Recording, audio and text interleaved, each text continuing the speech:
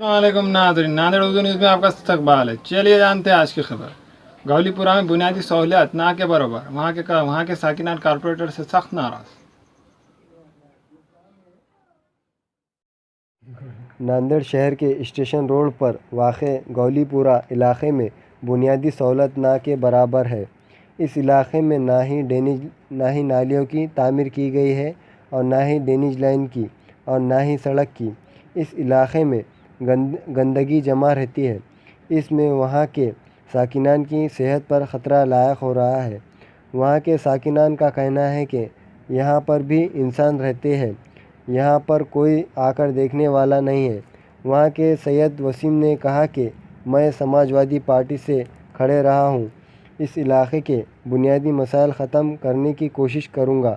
और इनके साथ शेख सलमान, शेख फ़हीम, सैयद नईम व दीगर मौजूद थे। मोहम्मद फ़हीमुद्दीन मेरा नाम, मोहम्मद वहाबुद्दीन।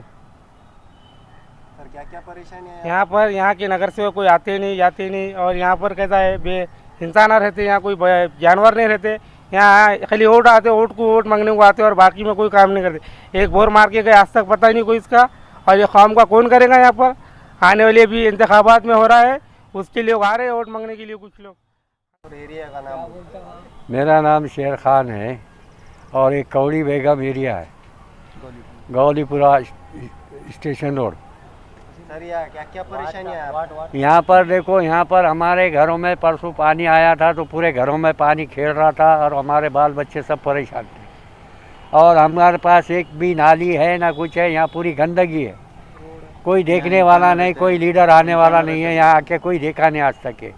आज हमारे बाल बच्चे सब परेशानों में हैं, ये सब परेशान हैं हमारे लोग, और हमारे सामने पूरी गंदगी है। सर ये आपको कितने साल से परेशानी आई? आज तकरीबन हमको इस जगह पे रह के 40 साल के ऊपर हो गया है।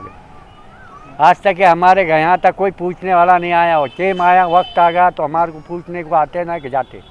नगर सेवक भी नहीं आया आपके पास? नहीं आया अभी तक। खाली इलेक्शन के टाइम पे खाली इलेक्शन के वक्त में आते हैं और जाते, और वो भी वोटिंग के लिए।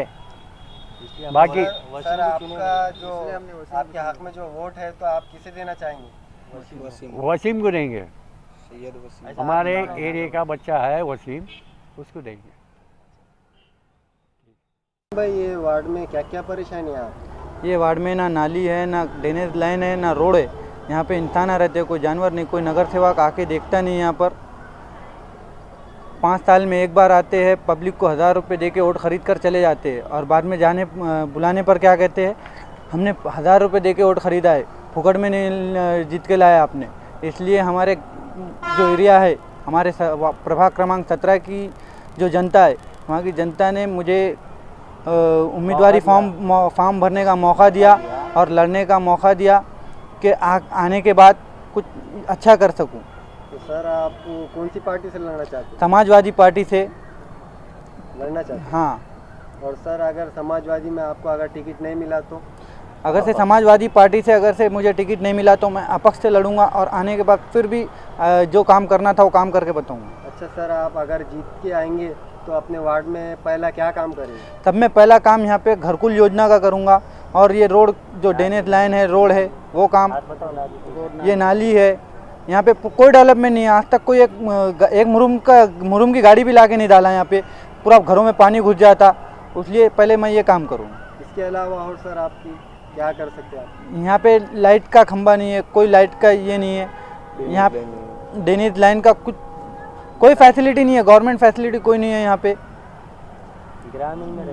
ग्रामीण में जैसा रहते हैं लोग वैसा यहाँ, ये स्टेशन के पास का करीब का एरिया है, वहाँ पे ये परेशानी है। तो मेन सिटी में रहने के बाद ये परेशानी है, तो बाहर का क्या हाल होगा?